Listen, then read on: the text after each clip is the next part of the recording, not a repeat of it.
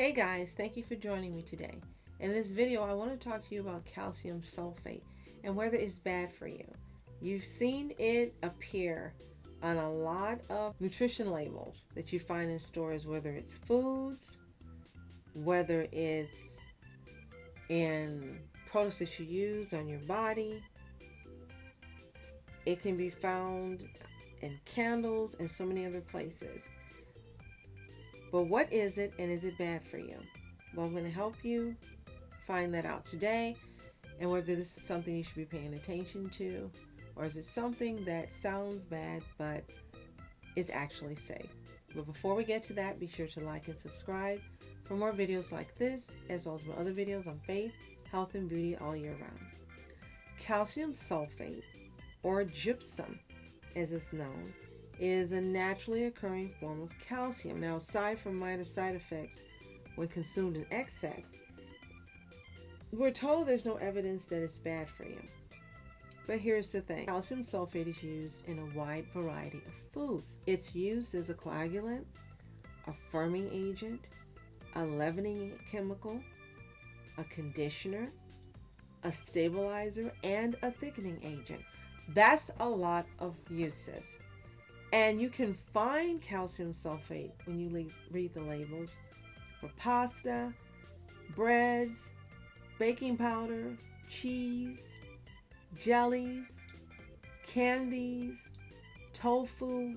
Oh, the list goes on. You will find it in so many foods, and I know you've often wondered what is calcium sulfate, but never took the time to look it up. Well, finally, I've done it, so I've done the footwork for you. Now, generally, calcium sulfate's a minor ingredient, and it's listed under the section that usually says 2% or less in food.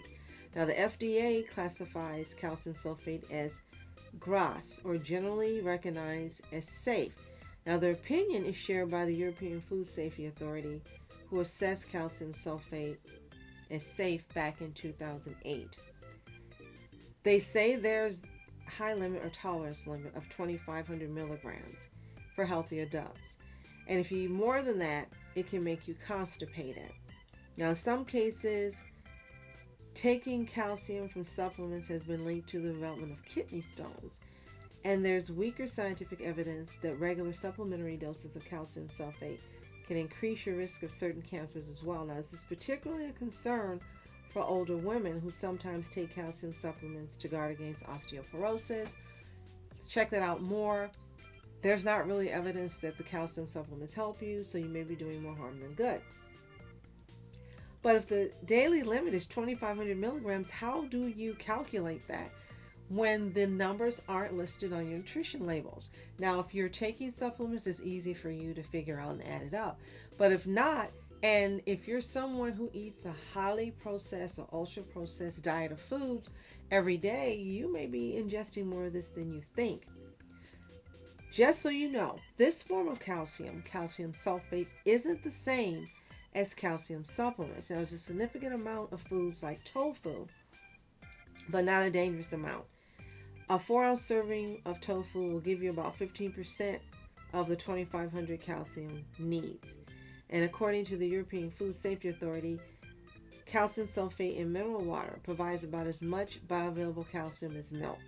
So yes, you can find it in forms in some waters. Now, if it's a TDS form, that's good for you. If it's being added by a company, not good for you. Tofu is one thing I want to talk about quickly.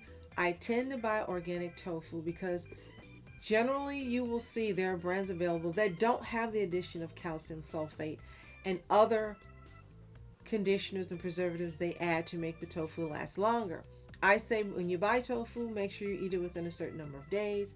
And if you can avoid buying tofu that has this ingredient, do it. I just want tofu that's tofu. The Japanese have tofu that doesn't have all of these additional chemicals in it. It tastes better, it looks better, it's better for you. It's also fermented, and that's another thing I want to mention. Buy fermented tofu whenever you can, and you will find that this ingredient has not been added, and it tastes better and has more health benefits. The really important thing to remember when assessing ingredients like calcium sulfate is that A scientific sounding name doesn't always match up to a dangerous preservative chemical. It hasn't been demonstrated to be unsafe. Nevertheless, I personally don't like to eat or ingest a lot of chemicals because a lot of the effects of chemicals are cumulative, meaning over time they build up and it can have a damaging effect on your body internally as well as outside. By the time you see outer damage, inner damage is probably severe. It is a naturally occurring chemical.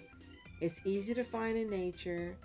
The amounts in your food, we're told, are generally very small. And we're told you're unlikely to be harmed by it. Nevertheless, I still say exercise caution. Possible short-term side effects of ingesting more than 2,500 milligrams a day are constipation and also interference with certain medications. So, as always, be sure to consult your doctor and natural health care physician for information on calcium sulfate. And here's, again, the list of things you can find it in: pastas, breads, baking powder, cheese, jellies, candles, candies, and tofu. Calcium is essential for a wide variety of bodily functions and helps reduce the risk of bones and osteoporosis. Therefore, I say get it from your natural food sources, not supplements, and just be, again, more aware of what you're eating. If this video has been helpful for you, be sure to like and subscribe for more videos like this, as well as my other videos on faith, health, beauty, mashups, Netflix reviews, and so much more, usually featuring masculine entertainments all year round. My name is Julie. Be proactive, be aware, and continue to be happy, healthy, and whole. All my specials. See you next time.